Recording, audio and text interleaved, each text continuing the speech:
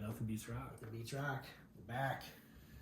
So we have the unfortunate fun of recapping the Alamo Bowl. Boy, Could have done without that, right? that was 36-14. Yeah. BYU Cougars brought it. Just dominated. Yeah, it was that was one of the worst performances I think we've seen of any of the bowl games.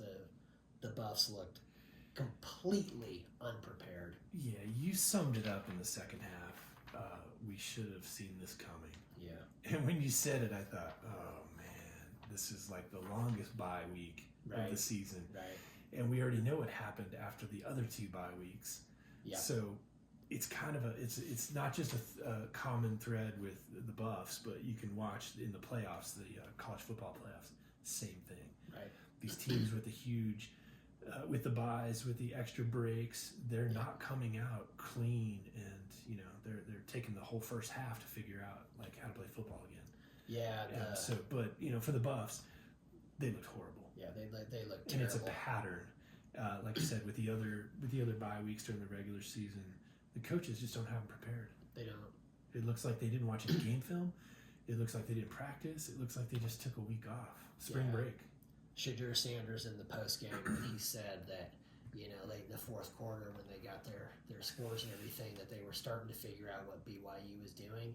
And I thought that was an enormous indictment of Pat Shurmur, the offensive coordinator for the Buffs, that it's just like this dude absolutely did not have his offense ready to go. Yeah. And I'm just going to say it, to Dion and everything. If you stick with Pat Shurmur, your offense is going to look exactly the same next year, only potentially worse because you're not going to have Shadur and you're not going to have Travis Hunter out there. Saving some of this. You're not going to be able to run the ball, and you're not going to be able to protect your quarterback because this guy is not focusing on that stuff. No, he's the offensive coordinator / quarterbacks coach. Yeah. He doesn't seem to have any interest in wide receivers, although his quarterback throws to them. He has zero interest in running backs, tight ends, or his offensive line. Yeah. I don't know that he's a true offensive coordinator other than he just calls plays. And the plays he calls, we've already documented it. It's just throw the ball all day long. Yeah. We could care less about clock management, running the ball, trying to flip the field. None of that stuff matters. It's just Shadur drop back pass. Yeah, you're beating Oklahoma State 45-0 in the fourth quarter, and on that next possession, the last one for those guys, you throw the ball in 5 out of 6 plays. Yeah. You don't freaking run the ball. You're beating Texas Tech by 14 points with 8 minutes to go in the fourth quarter and everything. You have 2 possessions and you're not running the ball. You're still throwing it. These are opportunities to run the ball in like low pressure situations. Even if you don't pick up a yard and just keep the clock running, it's against a real team who's trying to stop you. Exactly. Like this, like we're saying, it's not like going, half speed in practice, man. Yeah. These are against real teams, and that's when you need to be doing this stuff. And then when you get into these games, you can't do it. And man, that one, because you're gonna need to do it at some point. At some point. I just keep thinking that one play, we talked about it earlier, where BYU had a blitz coming, and it was the linebacker blitzing, and the left tackle for the Buffs took out the defensive end. So he goes off to the left. The left guard, the ball snapped. He blocks on the defensive tackle, so they had a double team on the defensive tackle with the center, and it just opened up this enormous hole. And the linebacker who was blitzing just came in completely untouched, bam, all over Shadur. Right. And that's just the thing where you're like, these guys on this offensive line do not know what they're doing because you're not working on this. You are not preparing them for what the other defense is doing. All you're worried about is the quarterback throwing the ball. That's it. And it's like, you got to protect him, man. And Shadur is athletic as can be. You'd be hard-pressed to find somebody better. Anywhere in the country, more athletic. But when guys are getting to him in 2 to 3 seconds, you can't get away from that. Yeah, and that's when he's getting sacked 5-6 times a game. Yeah. That means that somebody else is going to be getting sacked 10-12 times a game. Or more. Yeah. Exactly. And it's just get hurt. Maybe they're not as durable as he is. Yeah. He is ridiculously durable. Like, I'm surprised that he makes it out of every game. Like last year, he obviously didn't finish the season, but this year he did. And I thought he was going to be even like more fragile, just with the baggage from the injuries. Right. But he somehow, he endured the whole thing. Yeah. I don't know. Well, I think it hurt him, like his draft stock. His draft stock for the upcoming draft. it's going to knock him from 1 to 2 or from 2 to 3, but it's not going to knock him out. Right. He's still a solid player. Well, yeah, overall 9-4. The record looks a lot better. So, some of it, I would say how much of that is because the Big 12 is not as strong as the Pac-12 was. But whatever, man. They went 9-12, and that's big progress. But God, we've joked about it before. But yeah, I'm just gonna say the best thing Deion can do is talk to Nick Saban and ask him to assess your team, man, to help you assess your coaching staff to get better and everything. Because really, the only, like we talked about, I have total confidence in Warren Sapp. I think that dude kicks butt, man. Yeah. And I have confidence in Deion to coach up the secondary guys and everything like that. I think that. But man, as far as Pat Shermer on that offense, I have zero confidence in him and think if you stick with him, it's going to look exactly the same. And you're going to end up having to fire him at another point. That's what's going to happen to him. Yeah. There's no way he's going to get this stuff worked out and you're all of a sudden going to have a good run game.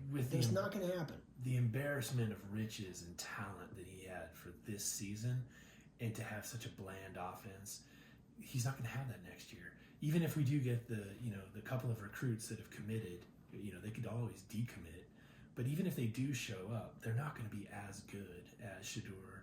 They're not going to be as good as Travis. They're not going to be as good as 4 or 5 other wide receivers that we had. I don't even know that we have tight ends. We never throw the ball to them. Right. Running backs, if you're a running back, I would not go to CU right now. But they never run the ball. Right. See, I would definitely make the argument that the running backs that we actually have right now are actually good. I would make the argument that our offensive linemen are actually good, but that this offensive coordinator and what he is choosing to work on in practice is destroying any potential for these guys to improve and actually be good. And the times that we saw them look good were when they played multiple games in a row, and because of that, they were learning on the fly. They were not learning because of what this guy was deciding to work on. And I'm not blaming Phil Lodeholt, the offensive line coach, at all for this. I think this is on Pat Shermer. When they do show him on the sidelines, he looks frustrated, man. So frustrated. Yeah. Pat Shermer looks lost every time. I mean, I've said it. He looks like he's looking at a menu board in a restaurant. He just has this blank look. I looked at some of the other coaches that we have. I don't even remember hearing about them. The only coaching position that I would really just flag is Pat Shermer. Pat Shermer. No doubt Shermer. I have no idea.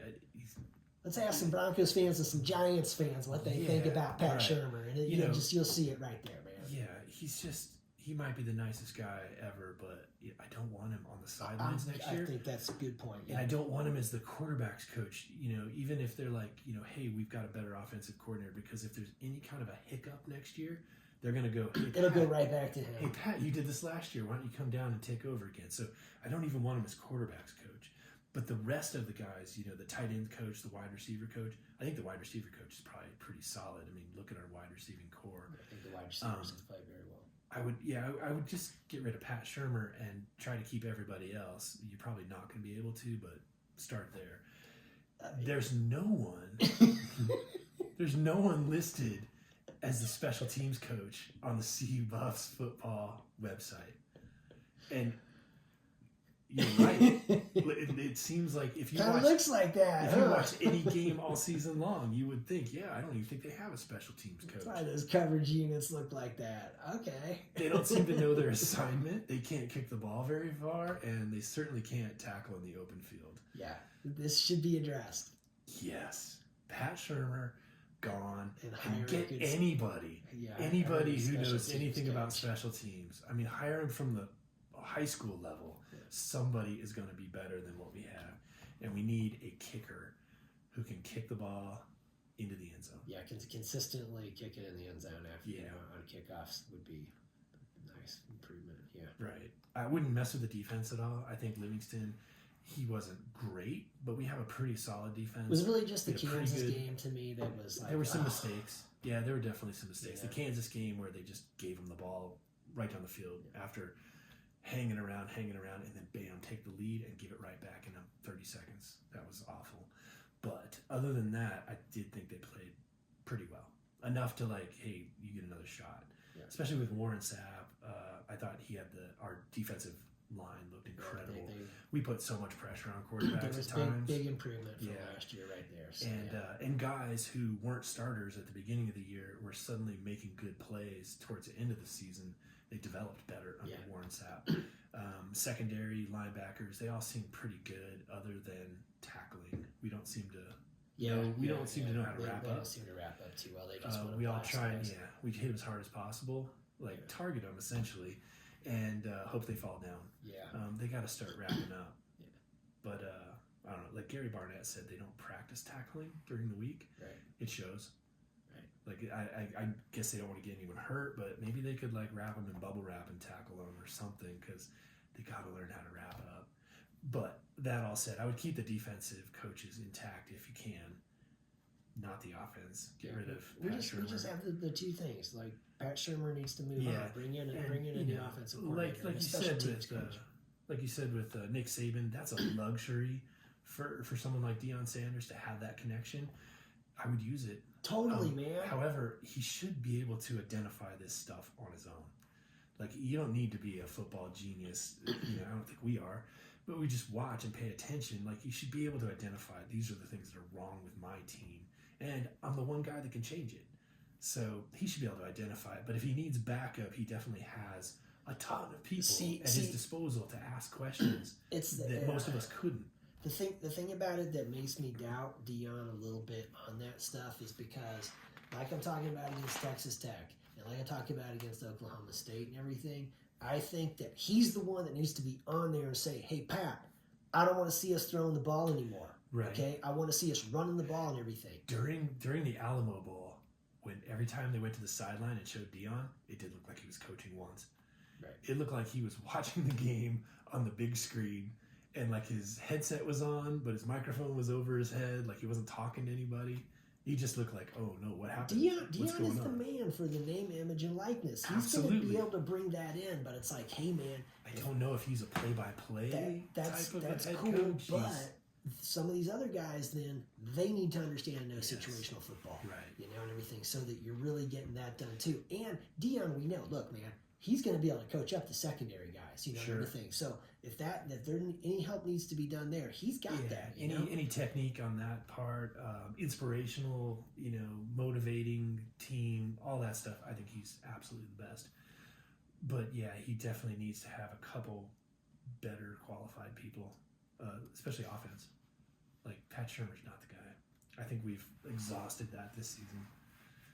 It's just bad. I just keep thinking of that Buddy Ryan, Kevin Gilbride situation that happened way back when for I guess it was the Houston Oilers at the time and everything. Gilbride kept calling some passes and stopping the clock. Buddy Ryan lost his mind. And he should. He should. His defense was out there, getting the stop, and it's like, dude, just run the football and get us to halftime, man. Right. Don't get our defense sit back out there. Man, chucking it up. We're winning this clock, game. Just like, boom. Aren't you on? We're on the same team, right? Yeah. But see, that just shows you, like, even at the pro level, there you go. You got an offensive coordinator who's really not aware of situational football. Where you're like, dude, what are you doing, man? Disconnected. Yeah, I know. So anyway, there we go. So let's move on to the playoff. They've got some work to do, but we got the rest of the playoffs. We're talking playoffs, Jim Mora. That's right, playoffs. Well, the second round started today. Pretty good games. I thought Arizona State got robbed a little bit. They did some. I think if their head coach, I can't think of his name right now, if he had it to call over again, he would make a couple of changes. Not going for it on some of those fourth downs, just kick the field goal. Take the 3. Because the 3 points over the 3 or 4 times that they went for it and didn't get it, I mean, you're talking 9 points there that would have come in handy at the end of the game. Might have kept them out of the overtime. Yeah. On the one hand, but they did. They represented very well. That's the thing. Yeah. On the one hand, they made did the Big 12 proud. Because they were 2 touchdown underdogs. Yeah, prior to that game, I mean, I was sitting there thinking, boy, if they get worked and everything, then it just seems to me the SEC and the Big Ten should join together and put together that 40-team conference or 40-team division that Nick Saban was talking about, and just be like, that's it. Like, we're not playing with you guys anymore. Right. You know, you're at a different level than what we're at, and that's that. Right. So for Arizona State to get in there and do well was Arizona State might not like stave off that whole plan, but at least they didn't. they might be one of those teams that gets to go into that. Yeah, they might get invited in. Because I want to say that those two conferences right now are at 16 teams, maybe 18. Right. So there's a little more, like a few like more 4 teams to get in there. Yeah. But so far from what we've seen from the ACC, and kind of they're kind of a hit or miss. Maybe Miami this year, but Florida State last year. Who knows? Yeah. So anyway, it was good for Arizona State to get in there. It was too bad they couldn't pull it out because they. Right. I thought they should have won, but they were right there, man. Yeah. So Texas got away with a pretty egregious targeting play, which everyone on the TV broadcast, radio broadcast said it was targeting, and I thought so too. And they just waved it off. Yeah. That would have changed like the last couple of minutes of that game too. Yeah. So unfortunate for Arizona State. I did not pick Texas. I picked Arizona State to win that game. I picked Texas, but I was rooting for Arizona State. That's and then I guess the game yesterday, the Penn State, Boise State. Yeah. That went exactly how I thought it would go. I thought Penn State would line up and just try and stop the run. Yeah, and they did. They did. He still got over 100 yards. But he did not break Barry Sanders' record. No, so I think he missed it by 30. You know, I think that's it. I think he had like 104 or 109, whatever it was. It was like 30 less. It was significantly lower than his average, and definitely lower than his average. Yeah, and it's weird because got to see Barry Sanders live against the Buffs and stuff, and just I was not wanting to see. I didn't want to see his record get broken, especially when it wasn't his record as much as it was Barry Sanders did it in the Big 8, and the Mountain West is not the same. And Mountain West is different, and the number of games played is different. Barry Sanders did that in 12 games. That's 11 games plus a bowl game, because back then it was just 11 game regular season and then 12. So you're talking about this, for Boise State, it's like, well, I think it was their 14th because Mountain West Championship, right? Because they beat UNLV. Yeah. So they played 12, then they played 13. This is game 14. So it's kind of like, It's not exact. Anyway, you're right though. Penn State came out and Penn State took that challenge. I saw some stuff from their defensive players going like, "Oh yeah, we were very aware of the fact that he was wanting to set that record against us, and we were not going to let that happen." And if they stopped him, they felt that Boise State was one-dimensional. Yeah. And they were. Yeah. So another thing too that I noticed is that the teams that got the bye didn't do well. Too much time off. Like the teams that played in the first round, they were ready for the second round. The other teams, like Oregon, we haven't talked about them yet, but they got blown out in the first half. Right. So perhaps this 12 game should be 16 teams. I'm sorry, college football playoff. That way, nobody has to sit out an extra 2 weeks because, initially it looked like Arizona State, Oregon, Boise State, Georgia. They got this great bye. So that they were going to, be more well rested. Well, it looked more like rust. Yeah. So maybe next year, the 16 game, then nobody has to sit and watch because if I was a coach, I would want to play in the first. There's the risk of injury, but there's also the familiar. It's like the bye week with the Buffs. Like they had a 3-week bye week, and like they came out. So did BYU, but those coaches. They had them completely different level than what the Buffs coach. So and maybe they'll get there someday, but not this year. Well, college has some stuff they got to work out, man, because that portal opening up before the bowl games in that whole period, that is just that seems wrong. And then at the same time, you've got a big break before the bowl games and this stuff happens. That seems there's always been a huge break before bowl games, but now that there's the playoffs, it's not just not imagine ideal. If the NFL took 3 weeks off after the regular season. That's essentially what college football did. Yeah. So no big break. That's not ideal. And then the other thing is all those freaking award ceremonies. Think about it.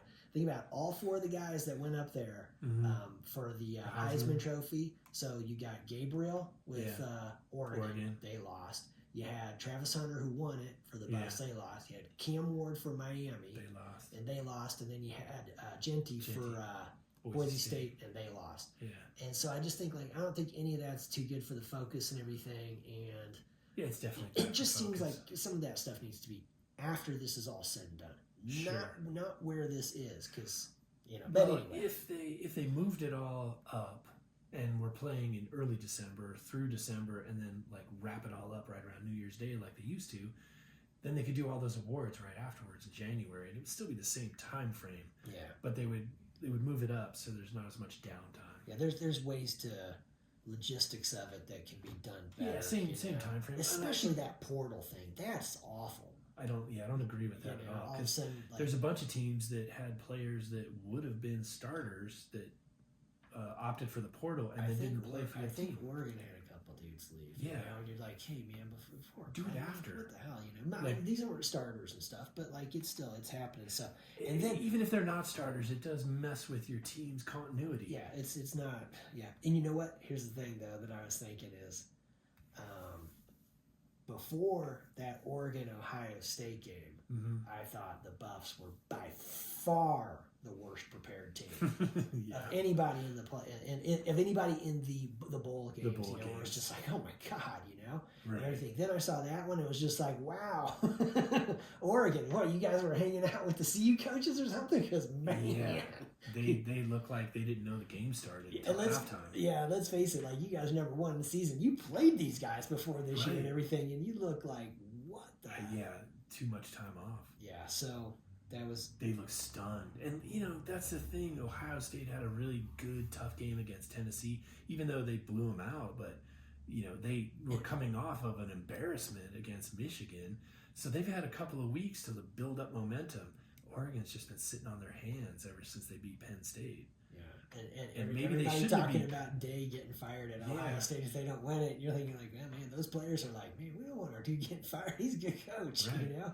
And maybe if Penn State had won the Big Ten championship and Oregon had to play against SMU, it might have worked out better for Oregon because they just had too much time off. I know. That is another thing is the seeding that the committee is doing. The way that's being done is wrong. Because if you think about it, in the NCAA basketball tournament, the teams that get automatic bids for winning their conferences and everything, that does not mean that they get the Top number seed. one seed and stuff like that. They still get seeded based on how they did. Their so scores, like their like RPI scores. yeah, like Right. Kansas could go through and then they drop a game in the Big 12 tournament. They don't win that or whatever. Somebody else wins it, but they still end up a number one seed. Why? Well, because the entire body of work. Yeah. So what's going on with how they did it this year? It's like, look, there should be sort of the 5 automatic bids, right? For the four power conferences and then the Independent. group of 5. Okay. So there's those 5 and everything. Those are the automatic bids, and then like right now when we're getting up to 12, we've got sort of the 7 at-large bids. Mhm. But an at-large team could be a number one, or an at-large team. Maybe it's unrealistic to think they could be Maybe. a number one. Right. But if it was a team that went through every game, They could be 1 through 4. and they lost a conference championship Right. game. It doesn't matter. The important thing is just saying that the seeding should not be based on that those 4 buys are going to go to Automatically the the second round. automatic to Yeah. the conference champions. That's not going to be, because did Boise State deserve a buy? No way. Did Arizona State? Probably not. Realistically, they No. probably didn't. And everything. Like if you look at how the rankings were going all year, Body of work, like Texas would have been closer. I'm thinking okay, so Georgia for winning the SEC, I would think they would have had one. Yeah. Oregon would definitely have had one because they were one. number one. Right. And then after that, it would be I don't think Arizona State, I Boise guess- State should have had those. I think from there it starts That's going kind of- going into I don't know. I don't have too big of a problem with it. What I think the problem is if there's 16 teams, everybody plays the first week. The winners, they play the next week. Nobody's sitting around for extra time. Because I think you can look at all these games. Well, 3 out of 4. The Georgia Notre Dame game got put off till tomorrow. But we'll see if all of a sudden Georgia just does the same thing and they take the first half off trying to figure out how to play football again. Right. If that happens, then you got 4 out of 4 teams that just had too much time off. Yeah. It's always been a problem with the bowl games because you finish your last game right after Thanksgiving, and then maybe your bowl game's not until right after Christmas. There's 3 weeks off. Right. It's too much time. Yeah. And the whole thing, I know they're students, but most of them are out of school from the 10th, for a whole month. Of December. Yeah, 10th of December, somewhere in there, finals. They're not going back until mid-January, so all that stuff can be. Yeah. And, they've already got special tutors and classes and everything else because they're football players and students for the most part, for the whole semester beforehand. So, I don't know. I think it'd be all right. They just play a little earlier, not as much time off. But we do have, my my bracket's totally burned because I had Oregon winning the whole thing. Yeah, I had Oregon winning the whole thing too, so that's, kind of wiped out. Start over. I'm still hoping Georgia can pull it out tomorrow. Against Penn State, yeah. No, against Notre Dame. Notre Dame, yeah. I know, We'll see. Well, I did do a little research on Gunnar Stockton, the quarterback for Georgia. Yeah, he's not like a wild card kind of. He's a solid Yeah, player. this looks like a dude who his opportunity is now here. Yeah, and it's and like this dude. I got a feeling he's gonna do just fine. And when he went in the SEC championship game against Texas, they were losing. And the game plan wasn't for him. The game plan was for Beck. Yeah. So they didn't have any kind of a gunner plan. So he just had to come in and do the best he could, and it was more than enough to win. So if they've got 2 or 3 weeks of game planning for him, I think it's going to look different. Yeah, I got a feeling they're going to be just fine with him. Yeah. He's going to turn out to be a really good one. Yeah. We'll see. We'll see tomorrow. Yep.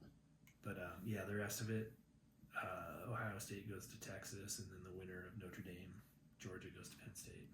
Right.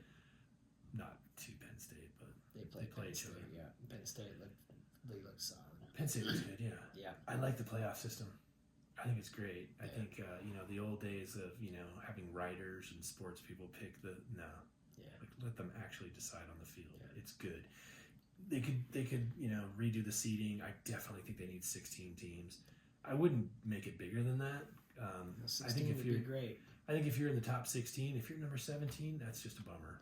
Well, you know how Nick Saban was saying, 40 teams, 4 10-team conferences, and you think if 16 teams make the playoffs, Yeah. that's pretty cool. Out of Right. 40, Right. you're not at half, but you're pretty close to half of them. So it's like, hey, look, You got a good chance this of is making the you playoffs. want to be at this level and everything, and then just thinking, hey, if you've got 4 conferences, then each conference gets 4 teams in. So it would just be like the way the NFL's doing it. Just you got number 1 and number 2 and number 3 and number 4. Number 1 plays number 4, and they play at number 1's place. Yeah. Number 2 plays number 3, they play at number 2. That's the first round of the playoffs. It's within the conference. Yeah. And so then, the winners then advance. They would play, what would be the next round of it and everything. And then there'd be 4 teams that come out of the conferences and everything. That's the final 4. Final Then four, you yeah. just go from there and everything. And it's like, that would be pretty awesome. And those 40 teams only play each other. And with Yeah. the name, image, and likeness, what's insane is starting to think like, man, what this means is you could have college players paid more than pro players because there's no salary There's cap. no salary cap. There's no salary Yeah. cap, and you start seeing like, wow, man, what are some big implications of this? So, like, imagine if Elon Musk decided he wanted to have a killer football team. Right. Guess what, man? You can do that now. I mean, we've already got like Nike, pretty much. Oregon's sponsoring going to be good. Oregon, Phil yeah. Knight's going to fund that. That's going to Yeah. happen. And look at SMU. SMU with the Dallas Billionaires, they're going to Yeah. be fine. That's going to be happening. I mean, they had the whole death penalty, but guess what? They're still alive. They're coming back strong in what they were doing then. You can just do that now. Yeah. So Yeah, there's no problem. You're fine. We don't have to hide it Yeah. anymore. And I'm thinking Notre Dame's going to be fine too. Oh, they'll be fine. That freaking Catholic Church Right. money coming in and stuff. It makes me think they're going to be able to buy a good team. Yeah. So if you start looking at it that way, there's 20 to 40 teams that but that would really Things are changing. it would man. separate the haves and the have-nots because there's teams where somebody like Deion Sanders could attract all of that money, not necessarily because it's Colorado, Exactly. but because of his Deion Sanders. because of his He can do star it power, anywhere. right? Those guys that but are, then you look yeah. at other teams, that don't have that. The Kansas State's like, I don't know if they have like some huge celebrity that came out of there, or Right. a billionaire who made it big and wants to like, help his alma mater, so that select group is going to be pretty small. Like, who's got the big money? I don't know where Bill Gates went to college, but if it was an Ivy League school or if it was somewhere else. Which, bringing up the Ivy League schools, they got lots of money. Right. Lots of money. And it's just like all of a sudden I saw that they were deciding they want to be a part of the football championship subdivision playoff now. We can pay them. They kind of want to up it a little bit. It's just like, oh man, you guys might have a great opportunity to be real good with this, Right. and everything. You just buy yourselves a killer team. They have checkbooks. It could be like baseball, where they just put together a killer team for one World Series run and then dismantle the next year. I've seen what it's pretty crazy. Why would you dismantle if there's no salary cap? Like, if there's no salary cap, it's just like you can reload every year. Just keep. For some of them, it's like this is just their spending change, Right. everything. And so it's just like, you get enough guys like that who can You've just got be enough like, billionaires, I can put yeah. tons of money into this, and it's just like, well, there you go. They don't have to build luxury stadiums; they're already on campus. It's part of the deal. Yeah. So you take all that out. You've got the TV money, which must be just lucrative. And if you just narrow it down to 40 teams, it could get pretty different. Yeah. There could be a lot of teams. Like, say, when we did it, there was like 200 teams. No, there was 135 teams. Oh, okay, yeah. In the college football Division I subdivision, yeah. Yeah. So if you pulled the top 40 out of that, what do the other 80 teams do? They just play regular old football with their scholarships and no TV money. It'll look like the Pac-12. It'll just dissolve. Yeah, well, I think they'll keep going, and there's got to be a little talk of some relegation, promotion type of stuff going on. Maybe. I mean, we laid that out, and I like that plan a lot. But if you had just because it's basically pro now. So. Yeah, if you had an elite 40-team league, I don't see anyone like coming into that. It's like, wow, you just missed the boat. Now you're basically like a Division II. Well, maybe for a couple of years it would be like that, but or then, they would get all the talent. They would get the majority of the talent, especially if they should. But those teams at that lower level and everything, they also, already do like, get it. Okay, actually, look at the Alabama. Let's take a look at like a team like the Buffs. Mm-hmm. If this had happened a couple of years ago, the Buffs would most definitely not be in that 40. Okay, no way. But then Deion Sanders comes in They were from at the Jackson bottom. State. They were at the bottom of the 80. Yeah, they were horrible. Then somebody like Deion Sanders comes in, all of a sudden that freaking money's coming in, and he's getting these guys, and all of a sudden it's like, hey, guess what? Now they're moving up. They got a chance to get promoted because they did well at this level. My point though is if they develop a 40 team, like elite league, and you don't make it, that was your one and only chance to get in that top 40. Like, if it happened next year, CU has a chance because of Deion Sanders. But if it happened 2 years ago, they never make it. And then is there any way into it? That's what I'm saying is, definitely that there would be relegation and promotion.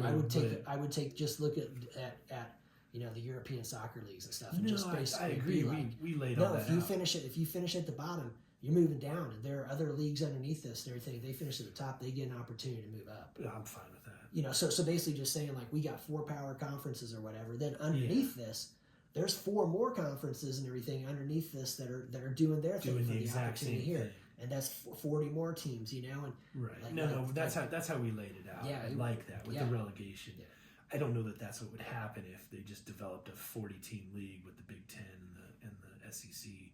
It might just be a winner take all. There'd be an enormous amount of resistance because there'd be schools that are like, we don't even want to have a risk of being like relegated down to a lower division. They might not even have relegation. They might just say this is our 40-team league. What? This is our 40-team league, and the rest of you guys do whatever you want. Right. We just took the best 40 that we could come up with. We looked at everyone's portfolios, and you guys can pay for the best teams. So they could go that route and then just shut everyone else out. Relegation wouldn't matter. So if you got left out in that situation, you'd just be screwed. If you were the Utah, or the BYU, or any of the Mountain West teams, they would never get to compete in that level. Right. But what would happen is the GTs would never go play at the Mountain West. They unless they were just exactly. You wouldn't even be allowed to. You would those 40 would only play one another. And then the other thing about it is, guess who would be in trouble? Notre Dame. What are you going to do? You better join a conference because you're not going to be playing in this Right. playoff if you don't. Right. You're going to be out. So you're not going to be able to pull the crap you've been doing anymore. Yeah, they would have to join, but then they would lose a ton of their money because they don't share it with anybody. Right. But they've definitely The way got things have money. changed, though, yeah, I just feel like all the money for the name, image, and likeness is actually what's important at this point. That it's just like, hey, man, It's important for the You know. future and the organization of it all. Yeah. But if you did have that super league, I just think that they get all the talent, and then they would have the most money to pay the players. correct, and then maybe they would pull talent from the lower league. Just sort of like, well, we did really good last year. You can come up here and we'll pay you more. So it would kind of have a minor league. Yeah. AAA ball. I just, the way the entire European soccer stuff, works. I like is, that, but that's organized from top to bottom, Yeah. and it includes relegation. If it didn't include relegation, it wouldn't be nearly as cool. Yeah, that's Yeah, I don't know. That could. With relegation, I'm all for it. Without it, relegation and Not so promotion. much, It's yeah. it's essential. yeah, I'm not so much for it. You if it can't doesn't. just pick 40 teams and say this is how This it's is it going to be forever. for good. And Right. everything. It's like no, there needs to be Yeah, some because if your school's not in it, moving then up, moving down. you're screwed forever. Yeah, you can't just sit there and suck every year. Right. You know. All right. So, I guess we've pretty much beaten college football. Little AFC West recap. Yeah. All right. Well, Chargers at Patriots. What was it? 40-7, clinched playoff spot. Oh yeah. Yeah. Patriots are moving up into that Travis Hunter range, first Oh, pick in yeah. the draft kind of thing. Oh yeah. And yeah, if they do finish in there, which they should, yeah, I would pick him for sure. Yeah, I think. They don't need a quarterback. They've already got somebody. Yeah, Drake May. They took him last year. Yeah. They need wide receiver help, defensive help, and he's like He just seems He's like, perfect look, for man, him. if you take him, you know you're getting a really good player, you're Yeah. getting a good player, you're getting a good a person. good person on top of Yeah. it. Yeah. So yeah, that wouldn't be a bad. I don't want him to go there, but of the other choices, that's probably a better one. Yeah. Go the Patriots. Let's see. We had the Chiefs taking care of the Steelers. That's right. Yeah. That was a good game. Ste- The Chiefs seem to have flipped the switch to the playoff mode like a week or two early. Like last year, they kind of limped into the playoffs and then bam, they took over. This year, it seemed like they made the jump a little earlier. Yeah, they needed to lock up that first seed, and so they got that. But it wasn't against just the Steelers. they didn't just beat the Steelers like they've beaten other teams by 1 or 2 points. They like took it to them. Yeah, So it was an impressive It's game. big change since they've moved Joe Tooney over to playing left tackle. Yeah, That Mahomes that isn't in has danger every helped play. a lot, and yeah, that offense looks better. So Right. Much better. The Broncos. 2 weeks ago, the Broncos had 3 chances to win one game and get to the playoffs, and they've pretty much squandered both of their first 2 chances. The Bengals are good. I knew the Bengals were going to be tough, and I mean, I picked them to beat the Broncos yeah, just because they were at home.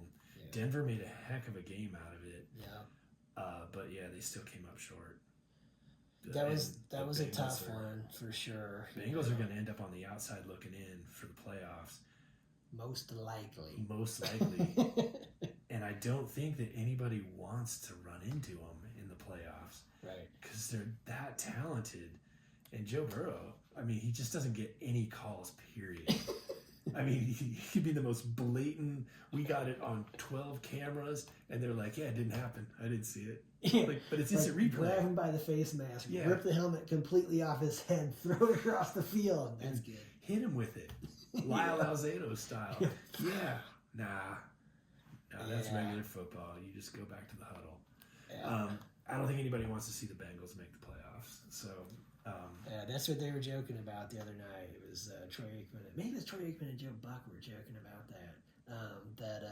Or maybe it was They do Monday Collinsworth night? and Tyreeko. Yeah, I think Or it was Sunday Monday night. night. And they were joking about, Kansas City Chiefs playing the Broncos this weekend, and if the Broncos win, implications. that eliminates right. the Bengals and the Broncos get in, and thinking, if you're the Kansas City Chiefs, how are you approaching this game and everything?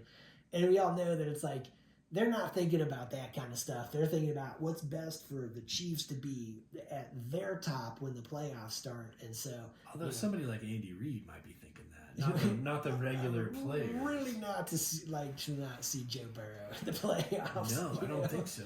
Uh, I think everybody in the playoffs for the AFC would be just happy as can be if Joe Burrow didn't make it. Right. Because then they don't have to deal with him. Right. They don't have to deal. Because I don't think they're gonna.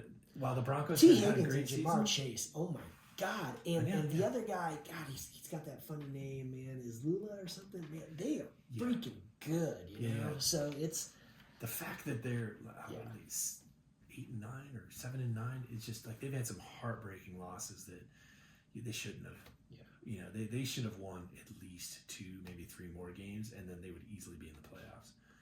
But yeah, they had I 2 don't- close losses to the Ravens. They had a Yeah. close loss to the Chiefs. You know, right there, it's like that's 3 games, man. That would completely change what their whole Mhm. situation is if they win those 3 games. You know, so And I don't think anybody wants to run into them. Like they're good. yeah, the Bengals Well, are good. the Broncos are a really good story. They're doing way better than they've done in the past few years. I don't think anyone looks at them as a threat to go deep in the playoffs or maybe even win a game. But the Bengals, if they got their act together, they could do damage. Yeah, like if the Bengals got in there as the number 7 and they're going to Buffalo to play the Bills in the first round, They might pull it off.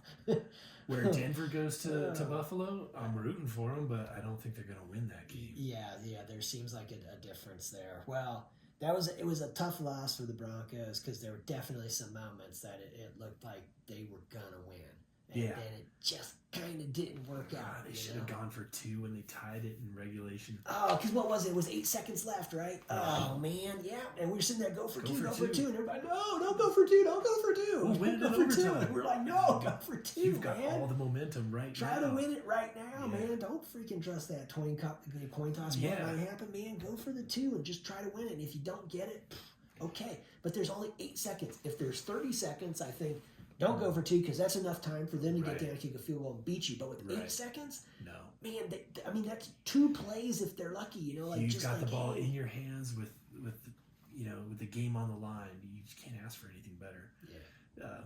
They didn't do it, and they had the ball twice in overtime and squandered it 3 and out. So I mean, they had their chances. Yeah. The It wasn't just defense- one of those coin toss ones. Yeah. They win the toss and just go down and score, and you're like, Right. oh, you know. They- But they at the same definitely time, But they had the momentum right there at the end of the 4th quarter. They had no momentum in the overtime. yeah. I would have gone for 2.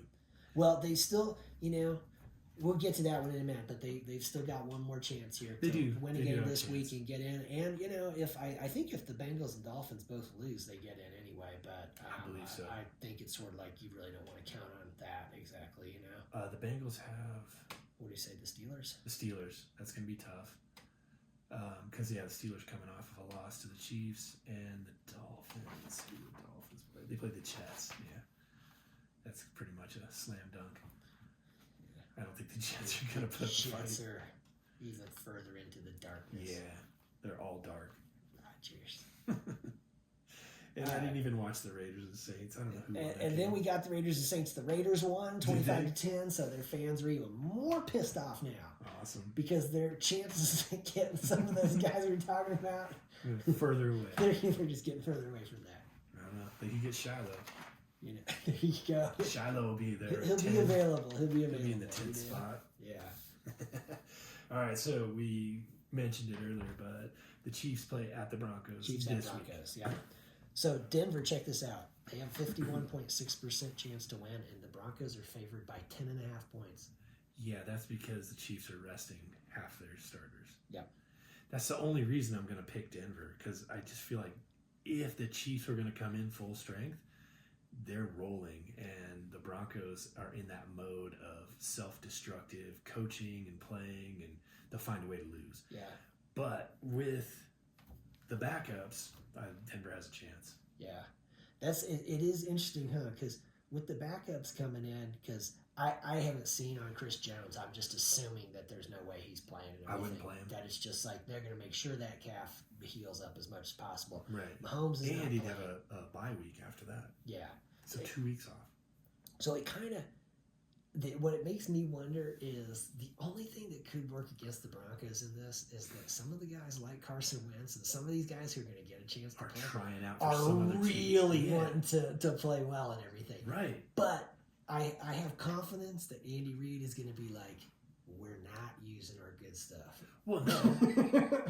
I don't think he will either. I think he'll save all the good stuff. But that doesn't mean that if you're not fully motivated to, like, this is my one chance all season to get out there and show what I've Those got, guys are going to try hard. they're going to try on whatever play he calls. Yeah, they're going to try And hard. if Denver doesn't, like, if they squander their third chance, then, yeah, that's what happens. Yeah, I got a feeling it's going to be one of those. Those guys are going to try hard. Andy Reid's going to be like, we're keeping it vanilla. It's going to be super basic. We're not running any stuff. We may be putting some things on a film for teams to look at and be like, so that's what they do and everything, Right. And if it just so happens that, toward the end of the game, we got a shot, and everything, then keep running that basic shit and trying to pull it out because that's how it's going to be. Yeah. I remember the game last year against the Raiders on Christmas where it was like first play of the game or something, boom, Mahomes goes to hand off to Pacheco. They get discombobulated. Bam, balls loose. Raiders pick it up. They go in at 7-0. And then I can't remember. I think maybe the Chiefs got a field goal. Whatever it was, Mahomes then one of the next drives drops back, boom, intercepted, run back for a touchdown, and it's like 14-3. And it just seemed like that Andy Reid just went, okay, guys, so that's it. That's it. Yeah. We're not trying anymore. We're not running anything. We're just going to keep real basic here and everything. If you guys can run the basic stuff and get us back in it, that's fine. Right. But from the looks of it looks like Christmas was just a little too much and everything. Christmas Eve. Okay. So we're So in this one, I think the Broncos are the safe pick here and everything, and that the Broncos they'll make the playoffs. Okay. I see that happening for them. I do too, unless some of the backups get hot, and hopefully that doesn't happen. I definitely think Carson Wentz is going to be like really wanting to show guys because you think everything Carson Wentz has been through. He's an early round draft pick. Yeah. He's playing for the Eagles. They're freaking rolling. Right. Going to the Super Bowl. He gets hurt. Foles comes in, wins the Super Bowl, and everything. But a lot of it was Carson Wentz getting them to that position, and then what happens to him the rest of the way? Yeah. And so now he's Mahomes' backup, and that for him, he's wanting to be like, look, guys, I can still start. There's teams in the league got guys who are starting that are not as good as I am. Right. So this is his one chance on live TV to show everybody. Yeah. So and there's got to be some other guys like that too. Now, whether they all get together on the same page on the same day and pull it off, that's another story. Yeah. But I don't know. The Broncos have kind of come unraveled the last 2 weeks in a way I didn't think they would, mostly defensively, but. We'll see. I still think they're the pick, but I could see a scenario where it goes wrong and the Chiefs pull it out. We'll see. So that takes us to the Chargers, who are already in. Chargers, Raiders. They've got nothing to play for except for the Raiders because that's just Hell Week game. They hate each other more than any other two teams in the AFC West. And they have a chance to just like throw dirt on them. Okay, so see, this is the thing. So the Chargers are the number 6. Mm-hmm. I think no matter what, they're the 6. I don't think they can move up in front of the Steelers. No, I don't think so. Because they lost to the Steelers. Yeah. And they're not going to move down. And they can't move down because they got the tiebreakers over the Broncos, right? Tiebreakers and a game. So even if they tied, there's nothing in it for them. So my thinking is like this. I'm picking the Chargers, but I'm thinking that's not a good pick. And it's like, why? And it's like, because this is a game that the Raiders win because it just screws them even more. Right. They end up moving, like their draft stock where it's like their fans are going to be, oh, God, man. Right. We went from having a shot at the first pick and get one of those guys out of Colorado, and now here we are. We're slipping down to pick number fucking 13. Right. Come on, Right. So, I know I can see that happening. I don't think that Jim Harbaugh would let that happen. Because I just don't think he's going to take a week off. He's just not in his DNA. But I could definitely see, the Chargers, they have nothing to gain. So maybe play a lot of backups. And the Raiders have a lot to lose by winning, which means that's when they're going to win. Just win, baby. God. So I got the Chargers pick too, but I could see either of these games going the other way for totally wrong reasons. But Yeah. It would be just like the Raiders to pull it off I'm and picking win the the last. Chargers, but if the Raiders win, I'm going to be like, ow. Yes. I knew that there were some weird signs on this one. Yeah, no, I've still got the Raiders as my worst team. And it's not just, just an organizational thing as well as their record. But yeah, I could see that going wrong, and they just fall farther in the draft. You know things are bad when you win and everyone hates you. Pissed. Yeah. You know, weeks in a row, and not like a thing where we saw with the Chiefs where you're not winning by enough and people are mad. Right. It's more like we wanted you to lose. Your fan base is mad at you for winning because they wanted you to lose. Yeah, things are not going well. Yeah, they're already looking at the draft, and the season's not over. Yeah, yeah, I can see the Raiders screwing that up, and it'll be really funny if they do. Yeah, we'll see. So this is good. That's the way to do this. Pick the Chargers because if the Chargers win, your pick was right. But if the Raiders win, that's going to be so funny. Right. Anyway, you don't care that your pick was wrong. Right. Happy either way. Exactly. So that takes us to the first and worst. First and worst. All right, I'm gonna just stick with the Kansas City Chiefs as first because the last time we saw them was the Christmas game against the Steelers, and they looked very good. They looked like some of their weaknesses seemed like they've been improving those. So yeah, I think the Chiefs are probably the best team. I'm gonna pick. I want to pick the winner of the Lions-Vikings game because I like that. I like the fact that last week means something. Yeah, the Lions win. The Lions win. They stay right where they are. Actually, if the Vikings win, didn't the Lions beat the Vikings earlier? So then they would split. So they would split the head-to-head. I wonder what the next tiebreaker is. But what I read was the Vikings win. They win the number 1 seed. Yeah, it seemed to me like when the Lions were playing the 49ers that pretty much what they were saying was that the Lions-49ers game didn't even matter. That it was like the Lions could just lose that game to the 49ers and it wouldn't matter. It was all coming down to the game against the Vikings. Right. The winner of that game was going to be the number 1 seed. Number 1 seed so in however, the NFC, however the tiebreaker's working out, because I think if the Vikings win, then it means that it would be 1-1 in the head-to-head. And they have some other tiebreaker. I think the next tiebreaker may be just within the division, because you got to have a division winner. Yeah. So if they end up finishing with the same record, it would go first to division. How did you do in your division? Maybe, yeah. And then it would be like, oh, okay. So whatever it is, the winner of that game is going to be the number 1 seed in the NFC, which, I was saying it all year. I thought the Vikings, that, that the wheels were going to come off that bus. I never thought the wheels were on that bus. Yeah. I thought they were going to finish last, runaway last. Hand it to them, Sam. Yeah, when I saw Sam Darnold was going to be their starter, I thought they got no chance. And it's funny because, years ago, he came out that same year with Baker Mayfield and everything. And I remembered, I thought that he was very good at USC. I remember him playing the Buffs. I remember, God, man, he was super mobile and everything. And he would make some plays. Accurate. Where it was like, man, our guys were there. But he just, shoot. Yeah.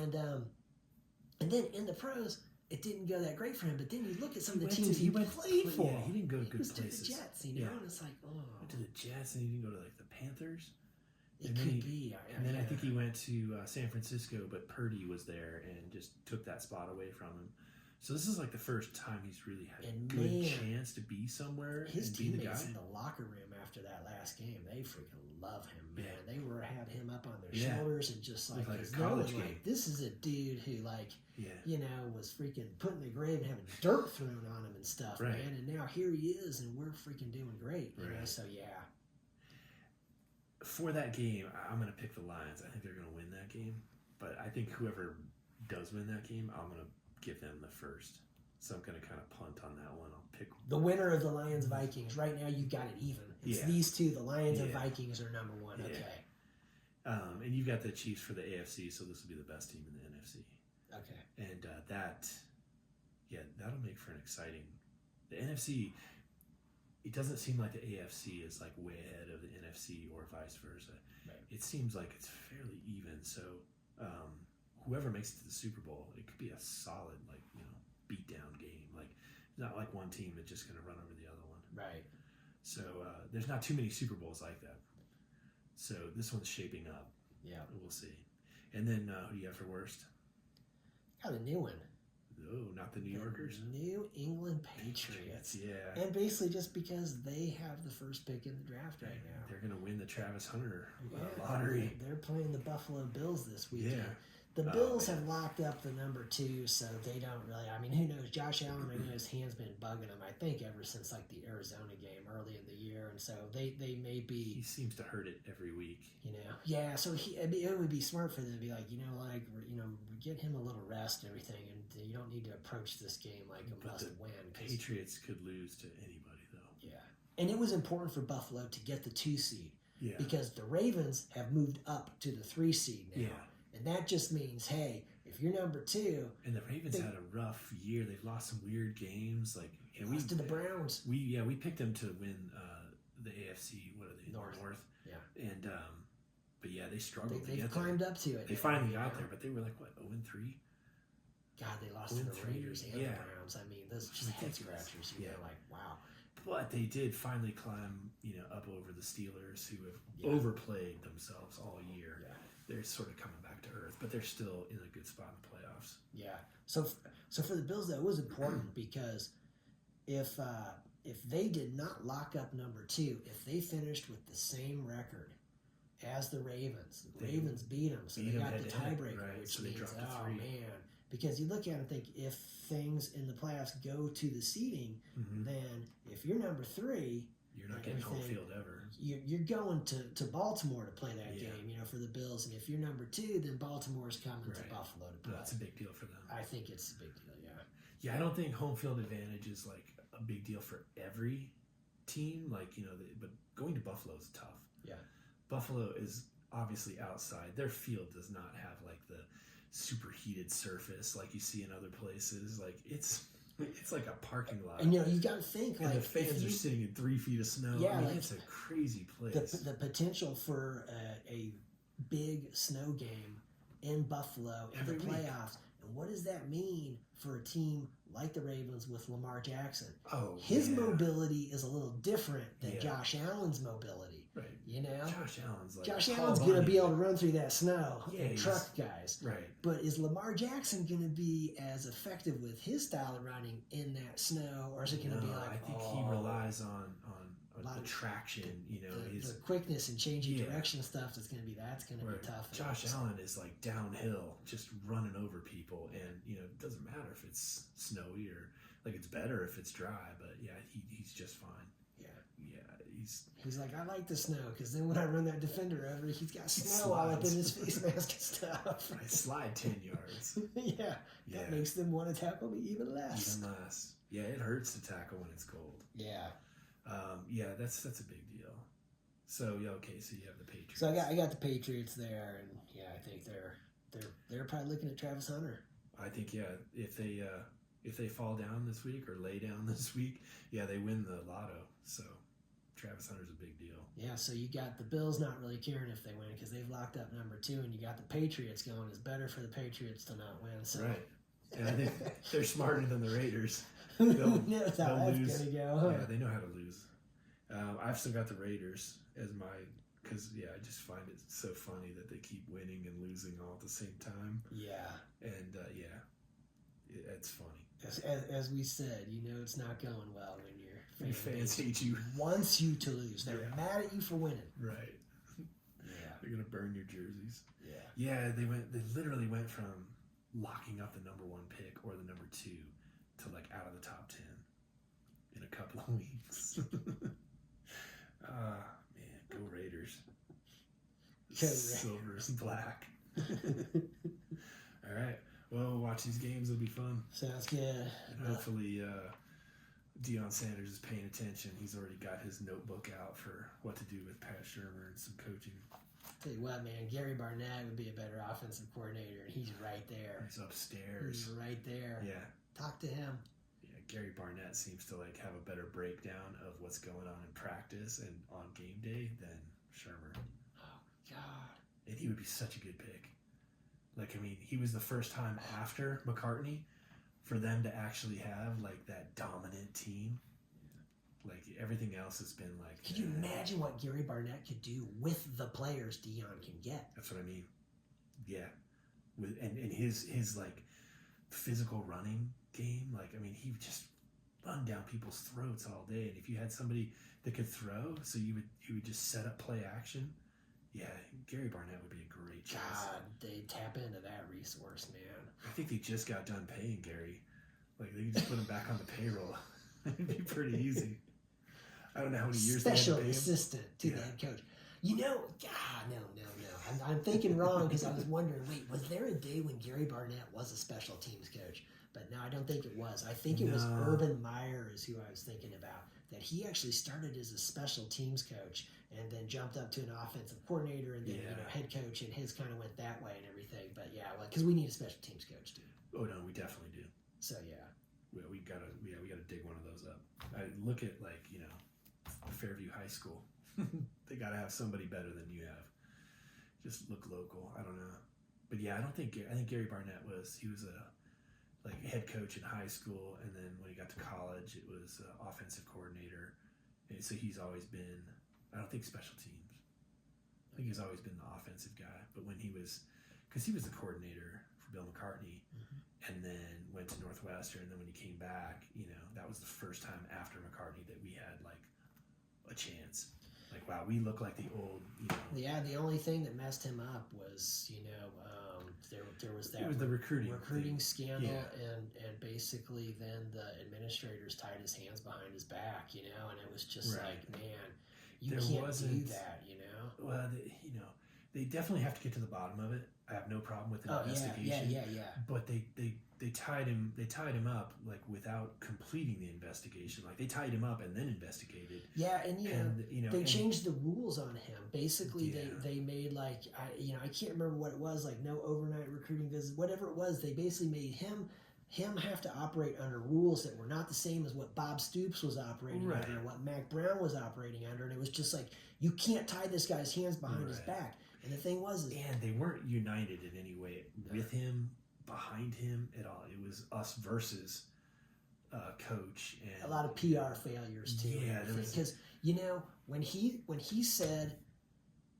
what he said about Katie and Ida, I understand where he was coming from. At the same time, I understand how it came across so wrong. Yeah. What he was trying to say was, listen, man, I did not recruit her to play here. Right. She was recruited by the previous coach. Right. Because she was a woman, I did not want to cut her. Right. But she was really not good enough to be on the team. Right. I bent over backwards to try to make this situation work. But the way it came across was, not only was she wasn't any good, so right. The rape was it came across like he was saying I don't even want to say it, but that it was deserved or something. But I know that's not what he meant. That's not what he meant. What he meant was like, look, man, I've been over backwards to try to make this work with her and everything, right. And everything. And she wouldn't even have been on the team if I'd done what I really should have done, Right. But at the same time, the PR failures with CU and all of those situations. They were never on the same page. It was never like they all got together and said, we've got a problem.